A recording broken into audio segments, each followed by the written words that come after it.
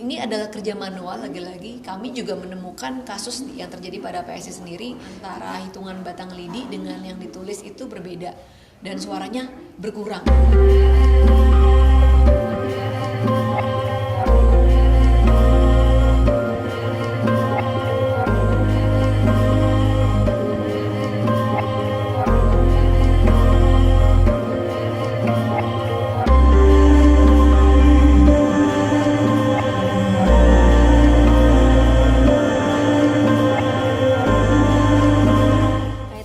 Adanya dugaan data suara tidak sah di TPS ini yang diduga tertukar atau ditukar untuk menjadi ke suara PSI ini kan sedang ramai dibicarakan ya Mbak, mungkin minta tanggapan.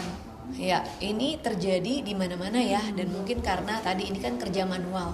Saya punya data dan juga sudah beredar di media sosial, ada daftar misalnya ada 72 TPS P3 di mana terjadi ketidakcocokan antara C hasil plano dengan Sirekap.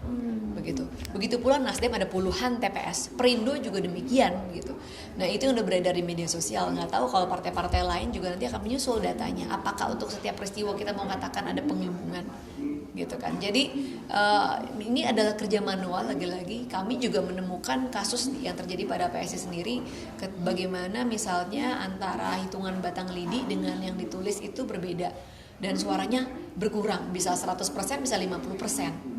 Ya itulah tugasnya, makanya petugas-petugas di lapangan untuk kita protes kalau ada ketidakcocokan, karena lagi-lagi kalau kita mau berburuk sangka terus ya nggak akan ada hasil yang baik ya Mbak, karena memang masih manual prosesnya begitu, dan mereka bekerja dari pagi sampai tengah malam. Ya mungkin saja ada salah catat, salah tulis, salah jumlah, bukan dengan maksud yang buruk ya. Kalau terakhir maaf, tapi kalau misalnya dari internal PSI sendiri kan surveinya mengatakan bahwa lolos dari 4% itu kan ya. Tapi kalau misalnya melihat bagaimana saat ini dari KPU juga masih berkutat di soal Form C ini, apakah nanti kemudian dari PSI masih optimis untuk terkait dengan suaranya melewati? Kami masih optimis karena kan ada beberapa indikasi, antara lain misalnya survei dari banyak lembaga 6 bulan sebelum pemilu itu menunjukkan PSI tren elektabilitasnya naik terus. Bahkan surveinya Kompas yang tidak dirilis entah kenapa, PSI 4,4% di sana. Kemudian perolehan suara kami di provinsi, kabupaten, kota juga melonjak tinggi, sangat signifikan di DKI Jakarta. Kemudian di kota-kota ya, di Semarang, di Tangerang, di Banten, di Surabaya, di Papua bahkan naik sampai 300%, di NTT naik sampai 400%, di Maluku naik sampai dengan 600%. Jadi kan memang ini tercermin juga gitu ya, antara intention to vote sebelum pemilu, kemudian juga perolehan suara di DPRD-nya provinsi dan kabupaten kota juga melonjak drastis. Jadi kami masih optimis, kita kawal terus perhitungan real count di KPU.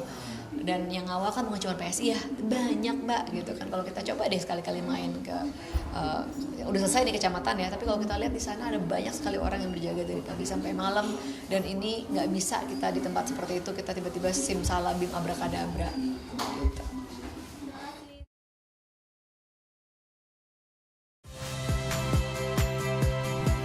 Saya Yasir Neneama. Saksikan program-program Kompas TV melalui siaran digital, pay TV, dan media streaming lainnya.